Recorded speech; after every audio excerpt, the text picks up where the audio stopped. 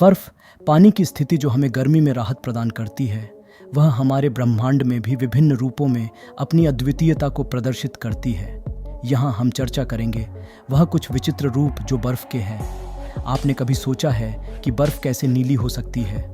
यह बहुत ही अजीब रूप है जिसे ब्लू ग्लेशियर्स कहा जाता है। इसमें नीला रंग स्वीकार करने का कारण होता है कि यह अंधकार में रहने पर बाह्य प्रकाश को छोड़ता है, जिसका परिणाम होता है यह नीला दिखना। क्या आपने कभी सुना है कि बर्फ के फूल भी होते हैं? जी हाँ, इसे बर्फ के फ्लावर्स कहा जाता है। ये आकृति में फूलों की तरह होते हैं, लेकिन इनकी मौजूदगी बहुत ही अद्वितीय होती है। इन्हें समझना और देखना आवश्यक है। आंध्र प्रदेश के तिरुपति नगर के पास बर्फ के नीले रेनबो रंग का अद्वितीय संगम होता है, जो बहुत ही चमकीला और अद्वितीय दृश्य प्रदान करता है। अगर आप रात को हिमाचल प्रदेश के कुल्लू में बर्फ की रौनक देखना चाहते हैं, तो आपको ग्लोइंग बर्फ देखना चाहिए।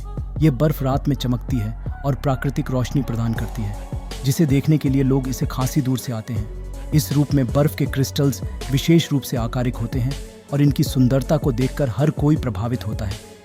इन्हें बर्फ का क्रिस्टल स्वेयर कहा जाता है और इनकी विशेषता यह है कि इनमें अलग अलग प्रकार के क्रिस्टल्स होते हैं जो आभूषण की तरह दिखते हैं। अगर मैं आपसे पूछूं कि ब्रह्मांड में किसी ग्रह पर जीवन के लिए सबसे ज़रूरी चीज़ क्या है, तो आप शायद उसके वातावरण अर्थात एटमॉस्फेयर, सूर्य से दूरी और उसमें मौजूद लिक्विड वाटर कहेंगे। आपकी बात सही है, क्योंकि कई ऐसे ग्रह हैं जो सूर्य से उचित दूरी और अच्छे वातावरण वाले हैं, पर उन पर पानी लुक में नहीं है, जिसके कारण उन पर जीवन भी नहीं है। इसलिए कुल मिलाकर ब्रह्मांड में जीवन के लिए पानी बेहद महत्वपूर्ण है। हमारी पृथ्वी पर भी जीवन इसी कारण है, पर साधारित दिखने वाला पानी, जिसमें 2 हाइड्रोजन और 1 ऑक्सीजन आइटम होता है, असल में अपने अंदर साइंस का पूरा गहरा रहस्य छुपाए हुए है। ये 0 डिग्री सेल्सियस पर ठंडा होता है और यह तीनों अपने रूपों में रहता है। आप इसे सॉलिड, जिसका मतलब बर्फ, लिक्विड जिसे हम पानी कहते हैं, और गैस जिसे हम वाटरवे कहते हैं, के रूप में देख सकते हैं। पर पानी को केवल इसी रूप में देखना जल्दबाजी है। हमारा ब्रह्मांड हमें इसके कई तरह के रूपों में प्रदर्शित करता है। ये सूर्य से दूर परिक्रमा कर रहा है और एक्सोप्लैनेट पर पानी की अलग ही दुनिया है।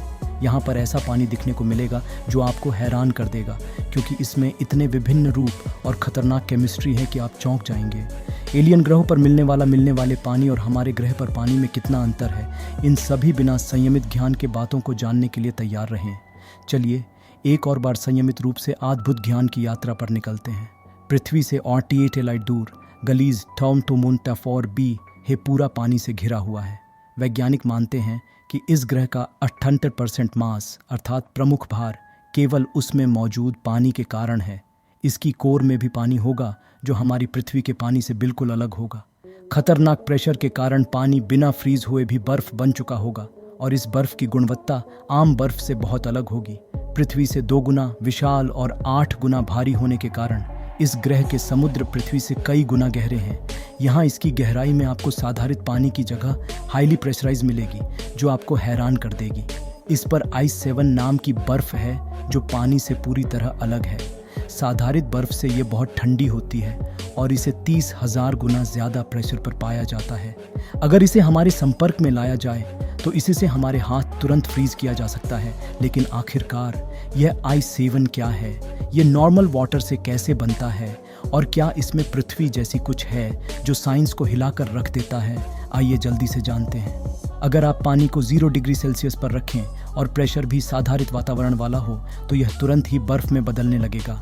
यह सामान्य बर्फ होगी जिसे आप हर रोज़ ठंड में और अपने फ्रिज में देखते हैं। 0 डिग्री सेल्सियस पानी का फ्रीजिंग पॉइंट है और इसी के आधार पर थर्मोमीटर काम करते हैं। पृथ्वी की सतह पर तापमान और प्रेशर नॉर्मल होते हैं, इसलिए 0 डिग्री और एक ऑटोमेटिक प्रेशर पर फ्रीज हो जाता है। पर जैसे जैसे हम इसमें टेम्परेचर कम करें और ज़्यादा से ज़्यादा प्रेशर दें, तो आप पानी के उन लेवल्स पर पहुंच जाएंगे जिनके बारे में आप कल्पना तक नहीं कर सकते हैं। वैज्ञानिक इसी तरह पानी, बर्फ के 19 स्टेज जान चुके हैं, जो केवल पृथ्वी पर ही नहीं बल्कि प्लैनेट्स और हमारे सोलर सिस्टम के कई ग्रहों पर भी देखने को मिलते हैं। तो सबसे पहले हम चलते हैं आइस 1 पर, जिसे आप हर रोज़ देखते हैं। ये साधारण बर्फ है जो अपने स्ट्रक्चर के कारण 2 तरह की होती है।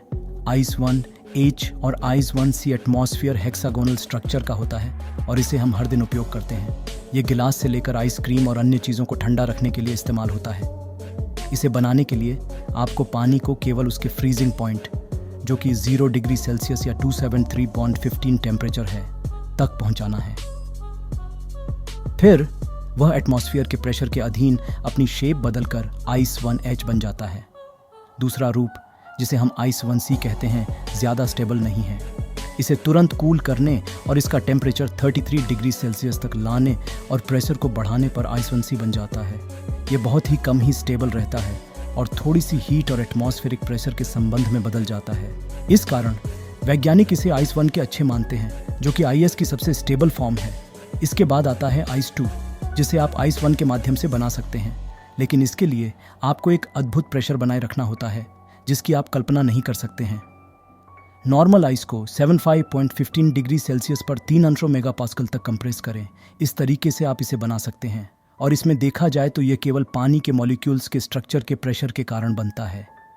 300 मेगापास्कल प्रेशर समुद्र की सबसे गहरी जगह, जिसे ट्रेंच कहा जाता है और जो 11 किलोमीटर गहरी है, में लगने वाले प्रेशर से 3 गुना अधिक है। इसे इस प्रकार समझें कि 1 इंच की जगह पर आपने 20,000 किलो की कोई चीज़ रख दी हो तो उस पर उतना ही प्रेशर उत्पन्न होगा। उस पर नॉर्मल आइस 75.15 डिग्री सेल्सियस पर अपनी हरीसिंग ऑनली स्ट्रक्चर को छोड़कर रॉन्गवर्ड स्ट्रक्चर में बदल जाएगी। इसी प्रेशर पर पानी में मौजूद ऑक्सीजन, 2 हाइड्रोजन आइटम और 2 फिर इलेक्ट्रॉन्स एक्सट्रीम प्रेशर पर अपनी शेप बदलते हैं, जिससे हमें इस तरह की दृश्य मिलती है। अब आइस 3 को बनाने के लिए आपको आइस 2 को इसी प्रेशर पर थोड़ा और गर्म करना होगा, और फिर आप कहेंगे कि हिट करने पर आइस पुनः पानी में बदल जाएगी। लेकिन दोस्तों, ऐसा नहीं है। वास्तविकता में इसकी फॉर्मेशन टेम्परेचर और प्रेशर पर निर्भर करती है। एक्सट्रीम प्रेशर और टेम्परेचर पर भी पानी अपनी सॉलिड फॉर्म में रहता है। जैसे जैसे हम इस टेम्परेचर प्रेशर की स्केल को आगे पीछे करते हैं, तो वैसे ही हमें अपनी अलग अलग तरीके देखने को मिलती है। तो आइस 3 को बनाने के लिए आपको 300 मेगापास्कल प्रेशर पर ही आइस 2 के टेम्परेचर को 52 डिग्री सेल्सियस तक गर्म करना होगा, यानी 23.15 डिग्री सेल्सियस, और कहें तो 250 केल्विन पर आपको आइस 3 मिल जाएगी। उनकी जगह है। ये दोनों ही आइस 2 एंट्री पानी से ज़्यादा डेंस है। अगर आप इस वर्क को लिक्विड वाटर में रखोगे तो ये तुरंत ही डूब जाएगी। अब आगे आइस 4 को बनाना और मुश्किल है। इसे बनाने के लिए आपको पानी को बेहद ही ताकत और प्रेशर पर कंप्रेस करना पड़ेगा। करीब 2 गीगा पास्कल, यानी पृथ्वी की सतह पर हमारे शरीर को लगने वाले प्रेशर से भी 20,000 गुना ज़्यादा, तब जाकर के आप इसको बना पाओगे। अगर आप एक सिक्के से कंपेयर करें तो आप ये समझें कि 1 इंच के सिक्के का वज़न हाथियों के बराबर होता है। इस वज़न पर जाने के बाद पानी आइस 4 में परिणाम होता है, लेकिन आइस 4 बर्फ़ की मॉनिटेबल स्टेट होती है, जिसका अर्थ है कि यह स्थिर और अस्थिर स्थिति के बीच आती है। इसी बारे में आइस 5 की तो आप इसे आर्स 203 केल्विन या 20 डिग्री सेल्सियस पर 500 मेगापास्कल के प्रेशर में बना सकते हैं। प्रेशर और तापमान कम होने पर यह आइस 1 में परिणाम हो सकती है। सौर मंडल के बारे में बात करें तो बृहस्पति ग्रह के चंद्रमा घ्यानी मीट की कोर इसी वर्ग से बनी होगी। खतरनाक प्रेशर और कम तापमान के कारण गैनीमीड में आइस 5 उत्पन्न होती है। इसी तरह आइस 6 है, जो कि 1 गीगा पास्कल प्रेशर पर हमें बनती हुई दिखाई देती है। यह सतह का प्रेशर सामान्य सतह के प्रेशर से 10,000 गुना अधिक है, और समुद्र के सबसे गहरे स्थान मेरियाना ट्रेंच से भी 10 गुना अधिक प्रेशर है। आम जल को इतने प्रेशर में कंप्रेस करने पर आपको इसे 143 डिग्री सेल्सियस से 42 डिग्री सेल्सियस तक तापमान की सीमा में रखना होगा, अन्यथा यह तुरंत इसकी दूसरी रूप में परिणाम हो जाएगी। आइस 6 बताती है कि यदि आप 42 डिग्री सेल्सियस पर भी पानी को इतने प्रेशर में दबावित करें तो वह तुरंत बर्फ़ में परिणाम हो जाएगा, यानी ठोस हो जाएगा। पानी में मौजूद हाइड्रोजन और ऑक्सीजन इस तरह से अपनी स्थिति बदलते हैं कि यह ठोस रूप में दिखाई देता है, होते हुए भी उनका अपना स्थान बनाए रखते हैं। आइस 7 के बारे में चर्चा करते हैं। आप इसे रूम तापमान पर पानी को 3 गीगा पास्कल प्रेशर में दबाव देकर बना सकते हैं। इस प्रेशर पर पानी के मॉलिक्यूल्स क्यूबिक फॉर्म में परिणाम होते हैं, जहां बीच में ऑक्सीजन होता है और उसके साथ 2 हाइड्रोजन आइटम और कुछ फ्री इलेक्ट्रॉन्स होते हैं। इस चित्र में आप आइस 7 के स्ट्रक्चर को देख सकते हैं। आइस 7 30,000 गुना ज़्यादा प्रेशर पर बनती है, जो आमतौर पर अभ्यंतरी घरों में देखी जाने वाली है, जो पूरी तरह से पानी से बने होते हैं। इसकी कोर तक ठोस पानी होती है। अगर आप इसे और 5 डिग्री सेल्सियस तापमान में ठंडा करते हैं तो आइस 8 में बदल जाएगा। इसके बाद आइस 9 बनाने के लिए आपको पानी को 400 मेगापास्कल के प्रेशर पर 133 डिग्री सेल्सियस तक लाना होगा। लेकिन आइस थेन बनाने के लिए आपको बहुत ज़्यादा प्रेशर की आवश्यकता होगी। यदि आप आइस थेन को बनाना चाहते हैं तो आपको पानी को 70 गीगापास्कल के प्रेशर तक कंप्रेस करना होगा। ये प्रेशर एक सिक्के पर 750 हाथियों के खड़ी डी हाके होने के बराबर है, यानी आपके शरीर के हर इंच हिस्से पर 45,000 किलो वज़न के बराबर है। इस प्रेशर पर पानी आइस थेन में बदल जाता है और इसे लैब के अलावा अभी तक कहीं नहीं खोजा और बनाया गया है। पर इसमें सब कुछ आइस फोर्स के अलावा भी है, इसकी और भी ज़्यादा फोर्स है। आइस 11 से लेकर IS 19 तक वैज्ञानिक खो चुके हैं। ये ज़्यादातर आइस पहले बनी इस फिल्म से ही बन जाते हैं। सुपर कंप्यूटर की मदद से वाटर मॉलिक्यूल्स की अलग अलग कॉन्फ़िगरेशन को सिमुलेट करके हमें इस तरह की फॉर्मेशन मिलती है।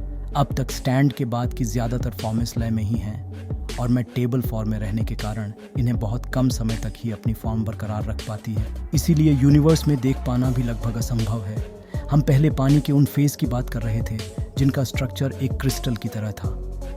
इसका मतलब था कि इनके अंदर के मौजूदा आइटम एक विशेष क्रम में होते थे जिससे यह सॉलिड हो जाता था। लेकिन ब्रह्मांड में यह सवाल उत्पन्न कर देता है, यहाँ अधिकतर एस्ट्रॉइड्स क्रिस्टल की बजाय अन्य आकृतियों में हैं। यह विज्ञान की अजौबा को दिखाने में सक्षम है।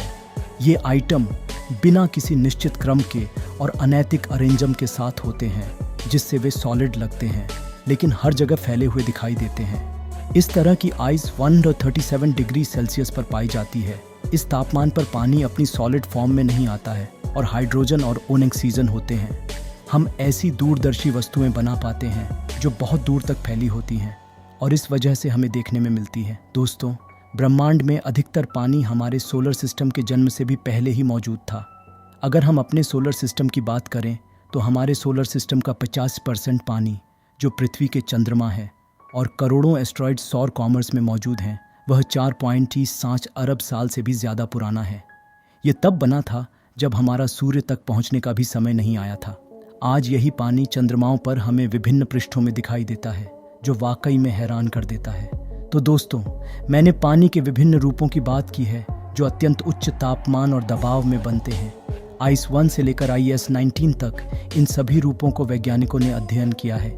ये सभी क्रिस्टल रूप में मौजूद होते हैं और हमारे सोलर सिस्टम के चंद्रमा की कोर और कई एक्सोप्लैनेट्स पर दिखाई देते हैं। तो पानी की फिजिक्स के इस वीडियो को देखकर आपको कैसा लगा, मुझे कमेंट करके ज़रूर बताएं। तो अगर आपको वीडियो पसंद आया हो तो लाइक और शेयर करें और चैनल को भी सब्सक्राइब करें।